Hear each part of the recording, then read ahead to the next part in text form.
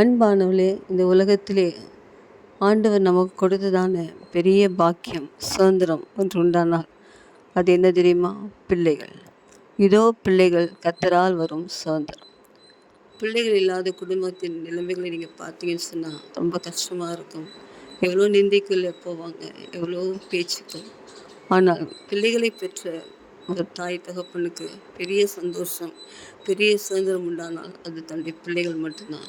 அந்த பிள்ளைகளை நாம் கற்று நமக்கு தந்திருக்கிறபடினாலே அவர்களை சரியான வழியிலே நடக்க, பிள்ளைகளை சரியாய் போதித்து, பிள்ளைகளுடைய சமாதானத்தை சரியாய் காத்து, பிள்ளைகளுக்கு சொல்ல வேண்டிய அறிவுரைகளை சொல்லி கடைசி நாட்களில் நாம் வளர்க்க வேண்டும். ஏனென்று சொன்னால் பிள்ளைகளை நாம் தெரிந்து பெற்றுக்கொண்டோம். திரும்பவும் கத்திற்காக அவர்களை வளர்ந்து கத்திற்கென்று அர்ப்பணிக்க வேண்டும். ஆனபடினாலே கிறிஸ்துவ பெற்றோர்களே, உங்கள் பிள்ளைகளை சரியான பாதையிலே வளருங்கள்.